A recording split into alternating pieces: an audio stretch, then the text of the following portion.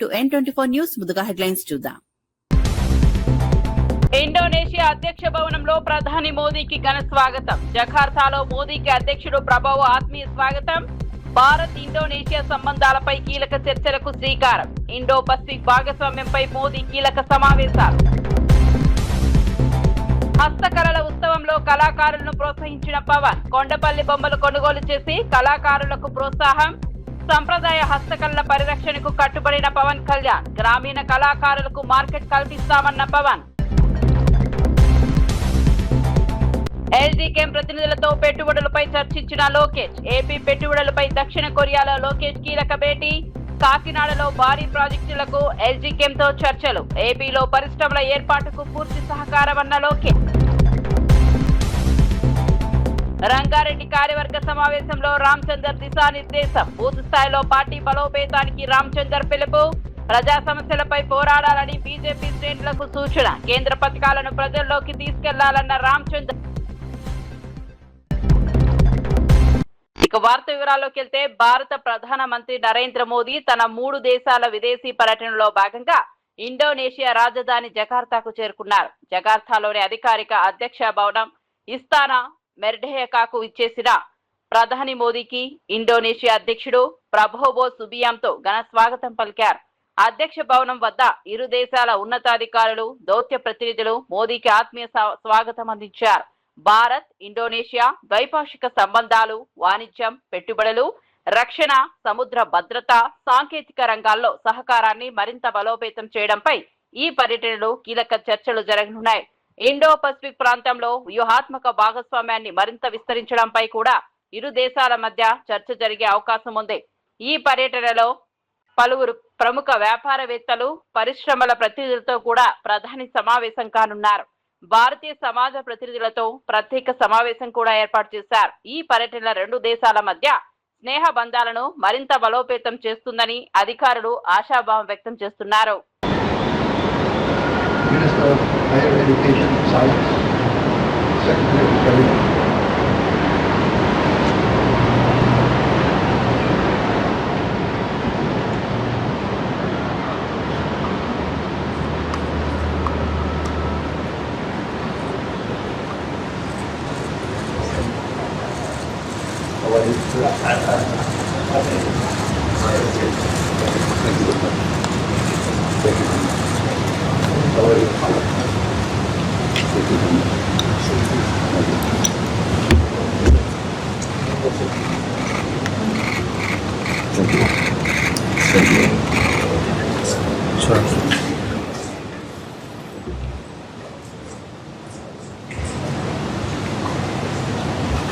ఆంధ్రప్రదేశ్ లో భారీ పారిశ్రామిక పెట్టుబడులను ఆకర్షించే దిశగా మంత్రి నారా లోకేష్ దక్షిణ కొరియాలో కీలక సమావేశాలు నిర్వహిస్తున్నారు.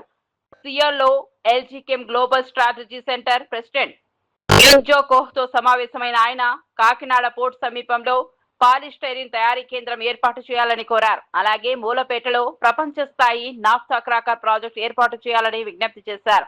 ఎలక్ట్రిక్ వాహనాలు, బ్యాటరీ పవర్ స్టోరేజ్ కోసం సమీకృత క్యాథోడ్ యాక్టివ్ మెటీరియల్ సెల్ తయారీ కేంద్రాల స్థాపనపై కూడా చర్చించారు. పర్యావరణ రహిత జీవ ఇంధనాలు, బయో ఇథనాల్, ప్లాస్టిక్ రీసైలింగ్ ప్లాంట్ల ఏర్పాటుకు ప్రభుత్వం పూర్తి సహకారం అందిస్తోందని తెలిపారు. రాష్ట్ర ప్రభుత్వం రూపొందించిన పెట్టుబడి ప్రతిపాదనలను పరిశీలించిన అనంతరం ఉన్నత స్థాయి బృందంతో చర్చించి నిర్ణయం తీసుకుంటామని ఎల్జీ కేమ్ ప్రతినిధులు వెల్లడించారు. ఈ సమావేశం ఆంధ్రప్రదేశ్ కు భారీ పెట్టుబడులు తీసుకురావడంలో కీలకంగా మారే అవకాశం ఉందని అధికారులు భావిస్తున్నారు.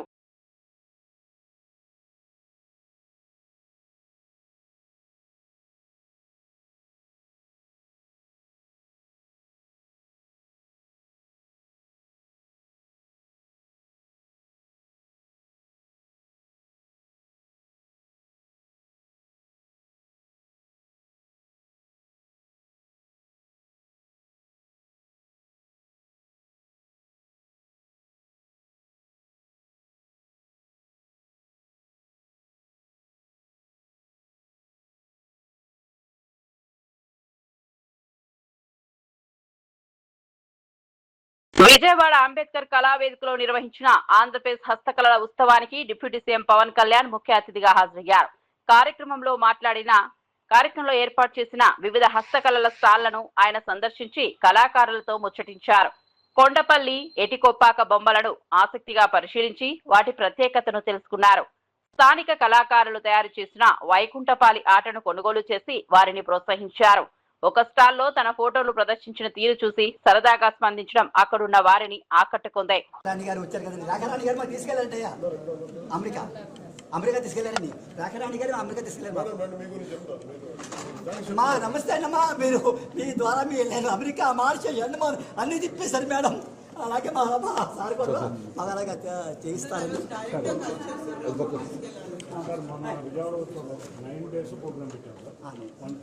పెట్టాం 120 years బొమ్మలన్నీ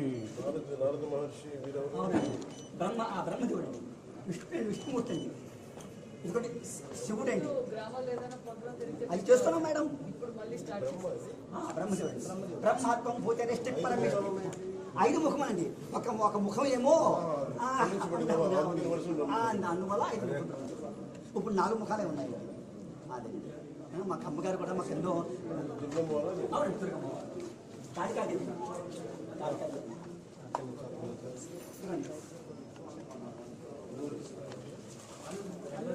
అల్లూరి సీతారామరాజు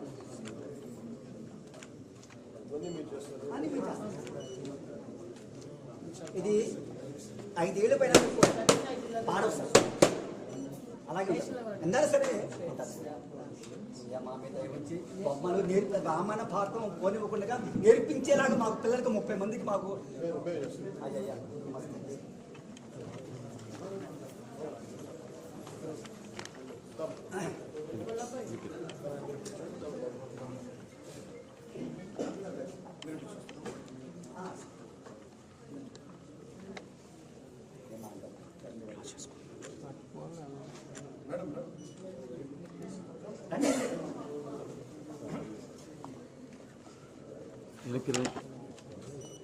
ప్రభుత్వ సలహాదారు మాజీ ఎంపీ వి హనుమంతరావు గాంధీ భవన్ లో నిర్వహించిన మీడియా సమావేశంలో బీసీ సంక్షేమం అభివృద్ధికి సంబంధించిన పలు కీలక అంశాలను వివరించారు. బీసీ వర్గాల సామాజిక ఆర్థిక అభివృద్ధికి ప్రభుత్వం ప్రత్యేక ప్రాధాన్యమిస్తోందని తెలిపారు.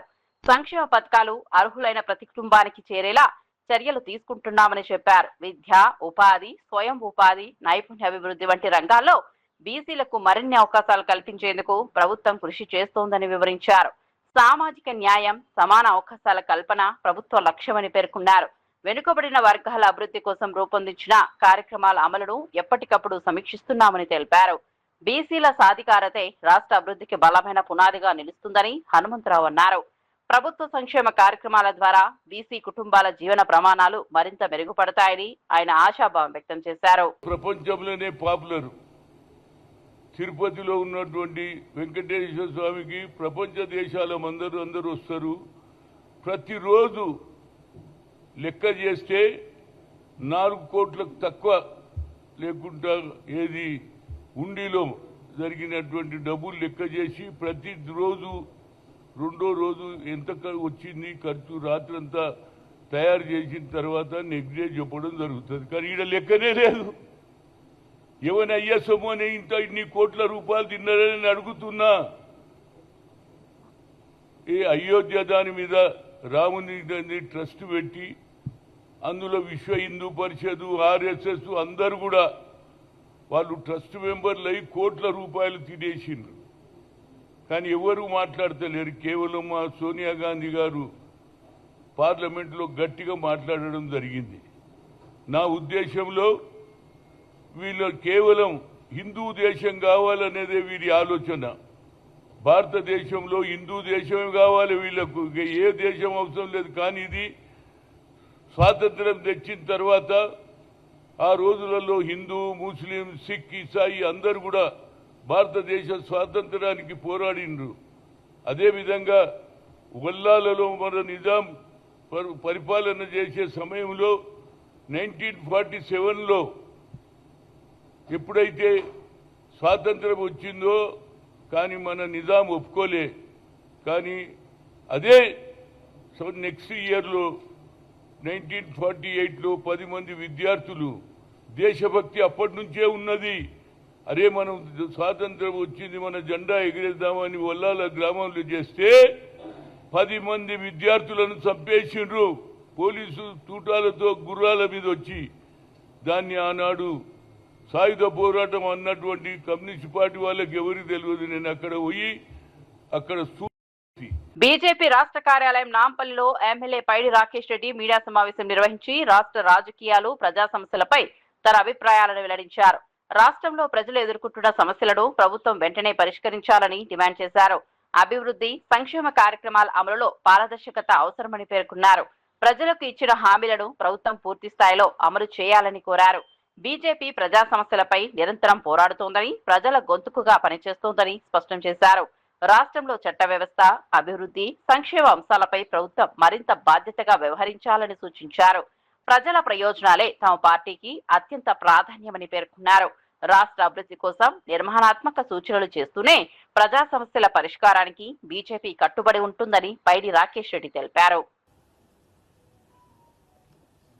ఒకటి, పేదలు కనబడగానే నీ బుల్డోజర్లు వెళ్తాయి. వాళ్ళు ఏడుస్తుంటే, కళ్ళ నీళ్ళు గారుతుంటే కనికరించవు, వాళ్ళకే మీటారని చెప్తావు. ఈ ఓవైసీ బ్రదర్స్ వచ్చే వరకల్లా వాళ్ళ అక్రమ ఏదైతే కట్టడాలనో ఎందుకు పనిచేస్తలేదు నీ చట్టము, నీ రాజ్యాంగం? పేదవాడి ఇంటి దగ్గర పనికొచ్చే నీ రూల్స్, నీ రాజ్యాంగం, నీ పరిపాలన ఈ ఎంఐఎం నాయకుల దగ్గర ఎందుకు పనిచేస్తలేదు?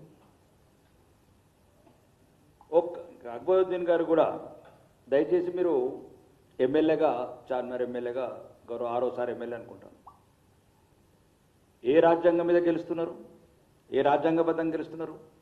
ఆ రాజ్యాంగంగా వ్యతిరేకంగా మాట్లాడటం మానుకోండి. ఈ దేశంలో రాజ్యాంగమే అన్నిటికీ అంతిమం. ఒక్కటి కూలిస్తే 100 కడతా, కట్టుకో. 100 కాకపోతే 1000 కట్టుకో. కానీ అది కూడా కబ్జాలు చేసి కట్టకు, చెరువులల్లో కట్టకు, భూములు కబ్జా చేసి కట్టకు, బెదిరించి కబ్జా చేసినవి కట్టకు, పేద ముస్లింలై కబ్జా చేసినట్టు కట్టకు.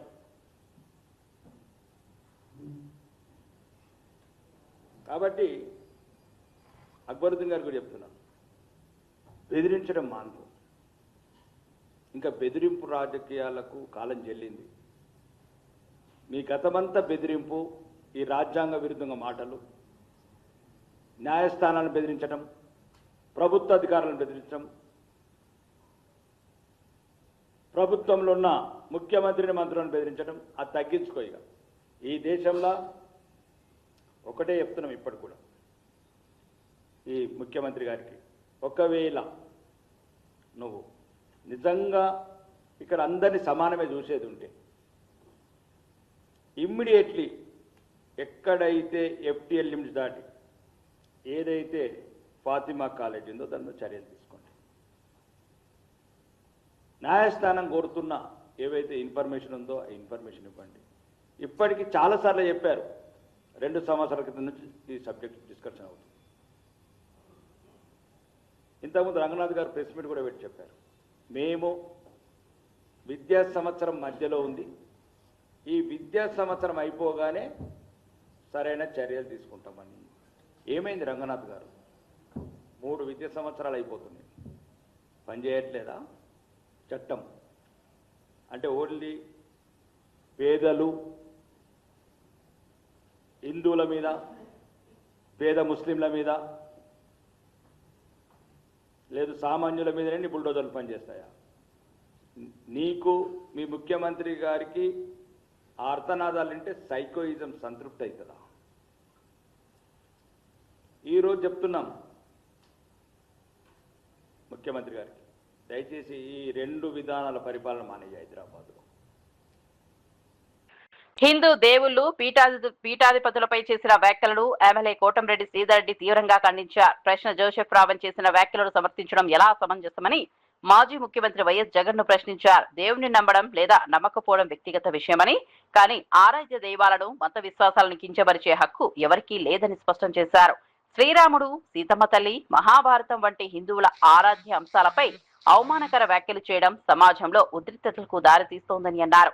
ఆలయాల్లో సేవలు చేసే పూజారులు, పీఠాధిపతులపై కూడా అనుచిత వ్యాఖ్యలు చేయడం బాధాకరమని పేర్కొన్నారు. అన్ని మతాలను సమానంగా గౌరవించాల్సిన బాధ్యత ప్రతి ఒక్కరిపై ఉందని చెప్పారు. మత విశ్వాసాలను దెబ్బతీసే వ్యాఖ్యలు సమాజంలో సామరస్యాన్ని దెబ్బతీస్తాయని, అలాంటి వ్యాఖ్యలను ఎట్టి పరిస్థితుల్లోనూ సమర్థించలేమని కోటంరెడ్డి స్పష్టం చేశారు. అది మీ ఇష్టం, కానీ దేవుళ్ళని తిట్టే అధికారం ఎవరికి ఎవరు ఇవ్వాల. దేవుళ్ళని నమ్ముతారా నమ్మరా అన్నది మీ ఇష్టం, కానీ దేవుళ్ళని ఉచ్చ నీచాలు మరిచి తిట్టే అధికారం, ఓ మత విశ్వాసాలని దెబ్బతీసే అధికారం మీకు ఎవరిచ్చారని చెప్పని ఈ మేధావుల ముసుగులో ఉన్నటువంటి మేతగాళ్ళని అడుగుతూ ఉన్నా. మేధావుల ముసుగులో ఉన్న మేతగాళ్ళారా, మీకు దేవుడిని నమ్మొచ్చు నమ్మకపోవచ్చు, కానీ ఆ దేవుళ్ళని తిట్టే హక్కు మీకు ఎవరిచ్చారని చెప్పని అడుగుతున్నా. ఆ మత విశ్వాసాలని దెబ్బతీసే హక్కు మీకు ఎవరిచ్చారని చెప్పని అడుగుతూ ఉన్నా. మరి అలాంటి వ్యక్తుల్ని జగన్మోహన్ రెడ్డి గారు మీరు ఎలా సమర్థిస్తారు, మీరు ఎలా వెనకేసుకొస్తారు? ఒక్కసారి సూటిగా స్పష్టంగా సమాధానం చెప్పాలని జగన్మోహన్ రెడ్డి గారిని కోరుతూ ఉన్నా. జగన్మోహన్ రెడ్డి గారు ఒక పక్క హే రామ్ అంటావు, మరో పక్క ప్రశ్న జోసెఫ్ రావణ్ణి సమర్థిస్తావు. ఏమైంది జగన్ గారు మీకు? జగన్ గారు మీకేమైంది? ఒక పక్క హే రామ్ అంటూ మరో పక్క ప్రశ్న జోసెఫ్ రావణ్ణి సమర్థిస్తున్నదే, ఏమైంది జగన్ గారు మీకు? బాధతో అడుగుతూ ఉన్నా ఏమైంది మీకు? మీరు ఎలా సమర్థిస్తారు? వాడు మాట్లాడిన మాటలు విన్నారా? ప్రశ్న జోసెఫ్ రావణ్ బంగ్లాదేశ్ లో ఉండే హిందువుల్ని లేకి ఆ తర్వాత మాట్లాడటం నా వల్ల కావడం మీకే చూపిస్తా. ఇక్కడ వాడు మాట్లాడిన మాటలు ఈ యొక్క పవిత్ర భారతదేశంలో శ్రీరామచంద్రుణ్ణి ఆరాధ్య దైవంగా భావించే శ్రీరామచంద్రుణ్ణి, సీతమ్మ తల్లిని, మన ఇతిహాసాలైనటువంటి మహాభారతాన్ని నీచాతి నీచంగా ఘోరాతి ఘోరంగా ఆ యొక్క జోసెఫ్ రావణ్ మాట్లాడితే అలాంటి వ్యక్తిని మీరు ఎలా సమర్థిస్తారు? ఏదైతే హిందూ ధర్మాన్ని నగర పాలక సంస్థ కమిషనర్ గా బాధ్యతలు స్వీకరించిన భవానీ ప్రసాద్ నగర అభివృద్ధికి ప్రజల సహకారం ఎంతో అవసరమని తెలిపారు. నగరంలో పారిశుద్ధ్యం, స్వచ్ఛత, మౌలిక సదుపాయాల మెరుగుదలకు ప్రజలు భాగస్వాములు కావాలని కోరారు. అందరి సమిష్టి సహకారంతో కడప కార్పొరేషన్ ను ఆదర్శ నగరంగా తీర్చిదిద్దేందుకు కృషి చేస్తామని చెప్పారు. నగరంలోని పలు సమస్యలను దశల వారీగా పరిష్కరించి అభివృద్ధికి కొత్త దశ చూపుతామని హామీ ఇచ్చారు. పారిశుద్ధ్య కార్మికుల సేవలను ప్రతి ఒక్కరూ గౌరవించాలని, పరిశుభ్రత పరిరక్షణలో ప్రజలు తమ బాధ్యతను నిర్వర్తించాలని విజ్ఞప్తి చేశారు. ఓటు హక్కు ప్రతి పౌరుడి ప్రాథమిక హక్కు అని గుర్తు చేస్తూ అర్హులైన ప్రతి ఒక్కరూ తప్పనిసరిగా ఓటు నమోదు చేసుకోవాలని సూచించారు. ప్రజల భాగస్వామ్యంతోనే సమర్థవంతమైన పాలన సాధ్యమవుతుందని, నగర అభివృద్ధికి ప్రతి ఒక్కరి సహకారం అవసరమని కమిషనర్ భవానీ ప్రసాద్ పేర్కొన్నారు. దీని యొక్క కాన్సెప్ట్ అర్హత కలిగిన ప్రతి ఒక్కరికి ఓటు అర్హత కల్పించాలి. అదేవిధంగా ఇన్ఎలిజిబుల్ ఓటర్స్ను తీసేసి one kind of purification of voter list లాంటిది. సో ప్రజలందరూ కూడా ఎవరు కూడా కన్ఫ్యూజ్ కావాల్సినటువంటి అవసరం లేదు. బిఎల్ఓస్ మన మున్సిపల్ సిబ్బంది మీ వద్దకు వస్తారు. వచ్చినప్పుడు తగిన సమాచారాన్ని ఇచ్చి సహకరించాలి. మీకు ఏదైనా డౌట్ ఉన్నా మేము ఎక్స్ప్లెయిన్ చేస్తాము. అదేవిధంగా ఎస్ఏఆర్ చేసుకుంటే ఉపయోగాలు, ఎస్ఏఆర్ చేసుకోకపోతే నష్టాల గురించి కూడా వివరిస్తాము. దయచేసి అందరూ కూడా ఎస్ఏఆర్కి సహకరించాలి. ఎవరికి ఎటువంటి అనుమానం ఉన్నా మీరు మీ బిఎల్ఓస్ని కానీ లేదా మీ పరిధిలో ఉన్నటువంటి సచివాలయాల్లో కానీ వెళ్ళి సచివాలయ సిబ్బందిని అడిగి, ఎందుకంటే వాళ్ళందరూ కూడా ట్రైనప్ చేసాము. అదేవిధంగా వివిధ మాధ్యమాల ద్వారా కూడా ప్రచారం చేయడం జరిగింది. అదేవిధంగా మీడియా కూడా కథనాలు ప్రచారం, ప్రింట్ అయింది, ఎలక్ట్రానిక్ మీడియాలో కూడా కథనాలు ప్రచురించడం జరిగినది. కాబట్టి సమాచారాన్ని తెలుసుకొని కడప ప్రజలు వివేకవంతులై ఎస్ఆర్ సహకరించి పర్సంటేజ్ మంచిగా చేసుకొని అంగన్వాడీ కేంద్రాలు అందుబాటులో లేని ప్రాంతాల్లో చిన్నారులకు మెరుగైన సేవలు అందించేందుకు తెలంగాణ ప్రభుత్వం మొబైల్ అంగన్వాడీ కేంద్రాలను ప్రారంభించింది. ఈ కార్యక్రమాన్ని మంత్రి సీతక్క ప్రారంభించి మాట్లాడారు.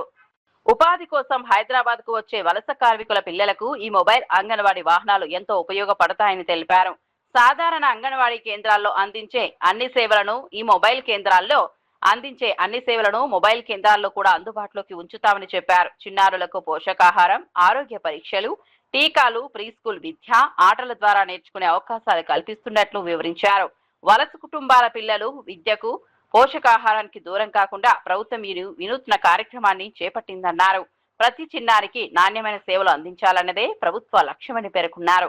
అవసరాన్ని బట్టి రాష్ట్రంలోని అన్ని ప్రాంతాలకు కూడా ఈ సేవలను విస్తరించే దిశగా చర్యలు తీసుకుంటామని మంత్రి సీతక్క వెల్లడించారు. అంగన్వాడీ సెంటర్స్ ఉన్నంత వాల్యూ దాదాపుగా ఈ మొబైల్ అంగన్వాడీ వస్తుంది అనడంతో ఇప్పటికీ 300 మంది పిల్లలు స్ట్రెంత్ పెరిగింది. లాస్ట్ కంటే ఇప్పుడు పెరగడం జరిగింది. కాబట్టి అంగన్వాడీ సెంటర్స్లలో ఎట్లయితే గర్భిణీ స్త్రీలకు, పిల్లలకు, బాలింతలకు మరి ఎట్లా పోషకాహారాలు అందిస్తూ మరి పిల్లలకు కావాల్సినటువంటి ప్రైమరీ ఎడ్యుకేషన్ కానీ ఇవన్నీ ఎట్లా ఇస్తామో ప్రీ ఎడ్యుకేషన్ అట్లనే ఇక్కడ మరి మనము ఈ అంగన్వాడీ సెంటర్ ద్వారా హైదరాబాద్ చుట్టుపక్కల ఉన్నటువంటి స్లమ్ ఏరియాలలో కానీ ఇండస్ట్రియల్ ఏరియాలో వలస కూలీల కోసం, వలస కార్మికుల కోసము మరి ఏర్పాటు చేయడం జరిగింది. తద్వారా పిల్లలకు ఒక పౌష్టికాహారాన్ని అందించిన వాళ్ళమైతాం. తర్వాత ఎడ్యుకేషన్ కూడా ప్రీ ప్రైమరీ ఎడ్యుకేషన్ కూడా అందిస్తూ ఉంటాం. ప్రతి సెంటర్కు 2 రోజులకు 3 రోజులకు వెళ్ళి అక్కడ అంగన్వాడీ మొబైల్ వెహికల్ తిరుగుతూ ఉంటుంది. కాబట్టి ఇప్పుడు మేము పర్మనెంట్ గా వెంటనే ఇన్ఫ్రాస్ట్రక్చర్ డెవలప్మెంట్ చేయడం కొద్దిగా కష్టము. అదే కాకుండా కొంతమంది కూలీలు కూడా సీజన్ల వారికి వచ్చి వెళ్ళిపోతుంటారు. ఇప్పుడు మహబూబ్ నగర్ కావచ్చు, హైదరాబాద్, వరంగల్ కావచ్చు, లేకుంటే ఆదిలాబాదు, మన చుట్టుపక్కల చాలా దూరం నుంచి వచ్చి ఇక్కడ కూలీలుగా పనిచేస్తుంటారు. కానీ వాళ్ళకు ఒక పర్మనెంట్ ఇల్లు అట్లా ఏముండదు. తర్వాత పనులు లేనప్పుడు మళ్ళీ వెళ్ళిపోతూ ఉంటారు. కాబట్టి వాటన్నింటినీ దృష్టిలో పెట్టుకుని ఇప్పుడు తాత్కాలికంగా ఇది ఎస్టాబ్లిష్ చేస్తున్నాం. భవిష్యత్తులో ఎక్కడెక్కడ పర్మనెంట్ అవసరం ఉంటుందో అది కూడా పర్మనెంట్ ఇన్ఫ్రాస్ట్రక్చర్ బిల్డింగ్ కోసం కూడా ఇప్పుడు వచ్చేటువంటి పిల్లల యొక్క స్ట్రెంగ్త్ను బట్టి దాన్ని కూడా డెవలప్ చేస్తామని తెలియజేస్తూ, ముఖ్యంగా మాకు ఈ యొక్క బస్ ఇచ్చి మరి వేలాది మంది పిల్లలకు ఈరోజు పౌష్టికాహారాన్ని అందించే విధంగా మొబైల్ అంగన్వాడీ సెంటర్స్ నడుపుకునే విధంగా సహకరించినందుకు మా వివేకన్న గారికి ప్రత్యేకంగా ధన్యవాదాలు. నమస్కారం. విద్యార్థుల విద్యకు చేయూత అందించేందుకు త్వరలోనే ప్రత్యేక ట్రస్ట్ ను ఏర్పాటు చేయనున్నట్లు సినీ హీరో నిఖిల్ సిద్ధార్థ్ ప్రకటించారు. పశ్చిమ గోదావరి జిల్లా భీమవరం పిఎస్ఎం గర్ల్స్ హై స్కూల్లో విద్యార్థులకు పుస్తకాల కిట్లను పంపిణీ చేసిన సందర్భంగా ఆయన ఈ విషయాన్ని వెల్లడించారు. ఆర్థిక ఇబ్బందుల కారణంగా ఏ విద్యార్థి చదువుకు దూరం కాకూడదని తన ఆకాంక్ష అని చెప్పారు. విద్య అనేది ప్రతి ఒక్కరి జీవితాన్ని మార్చగల శక్తివంతమైన ఆయుధమని పేర్కొన్నారు. ట్రస్ట్ ద్వారా పేద, ప్రతిభావంతులైన విద్యార్థులకు అవసరమైన విద్యా సహాయం అందించేలా ప్రణాళిక రూపొందిస్తున్నామని తెలిపారు. సమాజం తనకు ఎంతో ఇచ్చిందని, ఇప్పుడు తిరిగి సమాజానికి సేవ చేసే సమయం వచ్చిందని అన్నారు. విద్యార్థులు కష్టపడి చదివి ఉన్నత లక్ష్యాలను సాధించాలని ఆకాంక్షించారు. నిఖిల్ ప్రకటనపై విద్యార్థులు, ఉపాధ్యాయులు ఆనందం వ్యక్తం చేశారు. ఈ కార్యక్రమంలో పాఠశాల సిబ్బంది, ప్రజా ప్రతినిధులు తదితరులు పాల్గొన్నారు. అంటే నేను సినిమా యాక్టర్ కన్నా ముందు స్కూల్ ఎలా చదువుకునేవాడిని, నా చదువు వల్లే ఈ రోజు నాకు మూవీ యాక్టర్ అయ్యాను. ఆర్ ఫ్యూచర్ లో ఎవరేమైనా కానీ వాళ్ళకి ఈ first 5th standard very important. So అలాంటి పిల్లలకి ఈ గిఫ్ట్ హ్యాంపర్స్ ఇవ్వడం, ఇంత beautiful stationery kits from books, pens, everything, ఇంకా నేను చెప్పుకుంటూ పోతే క్రేయాన్స్ అన్ని ఇచ్చాము. సో టైం టేబుల్స్ అన్ని, సో చదువుకోవడానికి కావాల్సిన ఇన్స్ట్రుమెంట్స్ ఇవ్వడం జరిగింది. దిస్ ఇస్ నాట్ అంటే మేము ఏదో చేస్తున్నాం కాదండి, ఇట్స్ ఎంకరేజ్మెంట్ అండ్ ప్రోత్సహించడం కోసమే. ఒక యాక్టర్ గా నేను ఓన్లీ స్క్రీన్ మీదే కాదు, సొసైటీకి కూడా ఏదో ఇవ్వాలి, రిటర్న్ ఇవ్వాలి అని చెప్పేసి అనుకున్నాం. అండ్ దానికి నాకు వెన్నుండి నడిపించింది ఇన్ని బాక్సెస్ 1000 పైన కిట్స్ రెడీ చేసిన మా మహేంద్ర గారు. ఎగ్జాక్ట్లీ సార్ చేశారు. So I want to thank him. And Mahendra మీరు ఏమైనా చెప్తారా? సార్ అలాగే సార్, భవిష్యత్తులో మీరు ఎలా హీరో కాదు, ట్రస్ట్ అనేది డెఫినెట్లీ పెడతాం సార్. బట్ ట్రస్ట్ పెట్టినప్పుడే మనం సేవ చేయాలని కాదు కదా. అంటే నా వంతు ఏమున్నా, ఇప్పుడు కోవిడ్ టైంలో నాకు అనిపించింది చేయాలని చేస్తాం. దాని తర్వాత ఎవ్రీ ఇయర్ నేను పబ్లిసిటీ లేకుండా చేసేవాడిని. కానీ నాకు అర్థమైంది ఏంటంటే లైక్ ఎప్పుడైతే మనం బయటకు వచ్చి చేస్తామో పీపుల్ ని ఇన్స్పైర్ చేయడం జరుగుతుంది. అండ్ నన్నే కాదు, నేను కూడా చాలా మందిని చూసి. తెలంగాణ బీజేపీ రాష్ట్ర అధ్యక్షుడు రామచంద్రరావు రంగారెడ్డి అర్బన్ జిల్లా కార్యవర్గ సమావేశంలో పాల్గొని పార్టీ శ్రేణులకు దిశానిర్దేశం చేశారు. బయలార్మడుగులో నిర్వహించిన సమావేశంలో పార్టీ బలోపేతం, సంస్థాగత విస్తరణ, ప్రజా సమస్యలపై చేపట్టాల్సిన కార్యక్రమాలపై విస్తృతంగా చర్చించారు. బూత్ స్థాయి నుంచి పార్టీని మరింత బలోపేతం చేయాలని నాయకులు, కార్యకర్తలకు పిలుపునిచ్చారు. కేంద్ర ప్రభుత్వం అమలు చేస్తున్న సంక్షేమ అభివృద్ధి కార్యక్రమాలను ప్రజల్లోకి తీసుకెళ్లాలని సూచించారు. ప్రజల సమస్యలపై నిరంతరం పోరాడుతూ ప్రధానమైన రాజకీయ శక్తిగా బీజేపీని మరింత బలోపేతం చేయాలని అన్నారు. పార్టీ క్రమశిక్షణ, సమన్వయంతో ముందుకు సాగితే రాబోయే ఎన్నికల్లో మంచి ఫలితాలు సాధించగలమని విశ్వాసం వ్యక్తం చేశారు. జిల్లా స్థాయి నాయకులు, కార్యకర్తలు ప్రజలతో నిత్యం మమేకమై పార్టీ సిద్ధాంతాలను విస్తృతంగా ప్రచారం చేయాలని రామచంద్రరావు సూచించారు. రానున్న రోజుల్లో మనకు తెలుసు, ఏ ఒక పార్టీకైనా తన బలం నిరాధార అయ్యేది ఎప్పుడే అంటే ఎలక్షన్స్ అవుతుంది. ఎందుకంటే అద్వానీ గారు చెప్పేవారు, నేను ఒకసారి ఎమ్మెల్సీగా 97 ఓట్స్తో ఓడిపోయాను ఫస్ట్ టైం. ప్రకాష్ జావడేకర్ గారు అద్వానీ గారితో చెప్తున్నారు, ఏ परसों 97 वोट से हारा అంటే ఆయన అద్వానీ గారు అన్నారు, तुम कितने वोट से हारे ये नहीं है, तुम कितने वोट से जीते होता है, एक वोट से भी जीतो जीत होता है, 1000 वोट से जीतो 1000 वो भी जीत होता है. సో కాబట్టి గెలుపుకు ఏదైతే ఉందో అది గెలిపే మనకు రేపు కొలమాపం పార్టీకు. మనం పార్టీ గట్టిగా ఉండేదంటే గెలిపే. అన్న సెకండ్ ప్లేస్ వచ్చినామని అంటే ఈ సెకండ్ ప్లేస్ థర్డ్ ప్లేస్ ఉండవు. ఇక గెలిపే మనం లక్ష్యంగా పనిచేయాలి. గెలవడానికి ఆస్కారం ఉన్నటువంటి ఒక జిల్లాలో, రంగారెడ్డి జిల్లాలో ఉన్నటువంటి చాలా పెద్ద ఆస్కారం ఈ జిల్లాలో ఉన్నది. క్యాడర్ ఉన్నది మనకు, ప్రజలు కూడా మన ఆదరిస్తున్నారు ఇక్కడ. కాబట్టి పరిస్థితులు మనం చూసుకొని రేపు రానున్న రోజుల్లో మనకు పెద్ద టెస్ట్, మన ముందు పరీక్ష అయిందంటే జిహెచ్ఎంసీ ఎలక్షన్స్. మళ్ళీ జిహెచ్ఎంసీ ఎలక్షన్స్ మన పెద్ద పరీక్ష కాబట్టి ఈ పరీక్షలో ఏ విధంగా మనం ముందుకు పోయి గెలవాలి అనే ఆలోచన మనం ఉండాలి. ఎందుకంటే ఈ రెండు భాగాల్లో కూడా, అంటే షేర్లింగంపల్లి ఇటు ఎల్బీ నగర్, ఈ రెండు కూడా డిఫరెంట్ ఎంపీ అయినప్పుడు కూడా ఇది రెండు కూడా భారతీయ జనతా పార్టీ ఒక ప్రాతినిధ్యం వహిస్తున్నటువంటి ఒక పార్లమెంట్ క్షేత్రం అది. కాబట్టి ఇక్కడ ఎక్కువ సీట్లు మనం గెలవాల్సిన అవసరం ఉన్నది. పోయినసారి ఎల్బీ నగర్లో మొత్తానికి 100% మన రిజల్ట్. ఈసారి ఎల్బీ నగరే కాదు, మొత్తం హైదరాబాద్లో 100% రిజల్ట్ రావాలి. మేయర్ మనం కైవసం చేసుకోవాలి, దిశలో మనం అందరూ కూడా పనిచేయాలి. మనం ఆ విషయంలో ఆ ఒక లక్ష్యం మనం తప్పొద్దు. మనం గెలవాలంటే మళ్ళీ దానికి అంటే ఆర్గనైజేషన్ కూడా స్ట్రెంత్ ఉండాలి. ఒకవైపు పబ్లిక్ మనతో ఉన్నప్పుడు కూడా మనం ఆర్గనైజేషన్ కూడా మన స్ట్రెంత్ ఉండాలి. ఆ స్ట్రెంత్ అనేది ఎట్లా కనబడుతుందంటే మనం ఐక్యత్వంతోనే కనబడుతుంది. యూనిటీ ఈ strength, divided we fall, united we stand అనేది చిన్నప్పటి నుంచి వస్తూనే ఉన్నాం. ఏదైతే మన పార్టీలో ఉన్నటువంటి ఒక ఐక్యత్వాన్ని మనం ప్రదర్శించాల్సిన అవసరం ఉన్నది. మనిషి అన్న తర్వాత ఉప్పు కారం తినట్లు అందరికీ విభేదాలు ఉంటూనే ఉంటాయి. విభేదాలతోనే మనకు ఏం పెద్ద బాధ కాదు. కానీ పార్టీ ఒక పెద్దది, ఒక ఆర్గనైజేషన్, పార్టీ తల్లి లాంటిది. ఎవరైనా సరే తల్లికి ద్రోహం చేయొద్దు మనం. కాబట్టి తల్లి లాంటి పార్టీకి మనం రేపు ఎవరు టికెట్ ఇచ్చినా, ఎవరి నుంచున్నా, నాకు రాలేదు ఓకే, నీకు వచ్చింది, నా తల్లిని గెలిపిస్తా, నా పార్టీని గెలిపిస్తా, జెండాని గెలిపిస్తా అనే దీంట్లో మనం ఉండాలి. దయచేసి ఆ దిశలో మనం పనిచేయాల్సిన అవసరం ఉంది. రాజకీయాలు అడగడంలో తప్పేం లేదు. రాజకీయ ఆకాంక్ష ఉంటేనే మనం రాజకీయాలు వచ్చినాం. కానీ అందరి యొక్క ఆకాంక్షలు నెరవేరవు ఇక్కడ. కానీ పార్టీ యొక్క లార్జర్ ఇంట్రెస్ట్, ఇది కేవలం ఒక మున్సిపల్ ఎలక్షన్స్, దీని తర్వాత అసెంబ్లీ ఉంటుంది, దీని తర్వాత పార్లమెంట్ ఉంటుంది, మళ్ళీ దీని తర్వాత రూరల్ సైడ్ జెడ్పీటీసీలు ఉంటాయి, ఎంపీటీసీలు ఉంటాయి. సో రాజకీయాల్లో అనేకమైన, కొంతమందికి కాంటెస్ట్ చేయాల్సిన ఇంట్రెస్ట్ ఉంటుంది, కానీ పార్టీలో కట్టి పనిచేయాలని ఇంట్రెస్ట్ ఉంటుంది. మరి అటువంటి ఒక ఏదైతే మన క్షేత్రం ఉంది కాబట్టి ఆ దిశలో మనం పనిచేయాల్సిన, ఆలోచించాల్సిందిగా మీ అందరినీ కోరుతా ఉన్నాను. రెండో విషయం ఏంటంటే కార్యక్రమాలు మనం తప్పకుండా చేయాలి. కార్యక్రమాలు ఏదో ముక్కుముడిగా చేయడం కాదు. ఇది ఫార్మాలిటీగా ఏదో చెప్పారు, రాష్ట్రం నుంచి వచ్చింది, మనం పోతున్నాం, రిప్రజెంటేషన్ ఇస్తున్నాం, వస్తున్నాం, ఇది కాదు. ఒకప్పుడు భారతీయ జనతా పార్టీ అంటే భారతీయ జనతా పార్టీ స్ట్రీట్స్ మీద కనబడేది. స్ట్రీట్ ఫైట్ అంటే ఫైట్ అంటే కత్తలు పెట్టి కట్టాలు పెట్టి కాదు, ప్రభుత్వం వ్యతిరేకంగా పోరాడాలి, అరెస్ట్ కావడం, లాఠీచార్జ్ కావడం అటువంటి ఉంటుండే. జైలుకు, ఇప్పుడు జైలు అంటే పోలీస్ స్టేషనే, అప్పుడు జైలు అంటే మన ముషీరాబాద్ వేసేది. ఇప్పుడు ముషీరాబాద్ చెంచగడ ఒకటే ఉంది, ఆ ముషీరాబాద్ గాంధీ హాస్పిటల్ ఉంది. అప్పుడు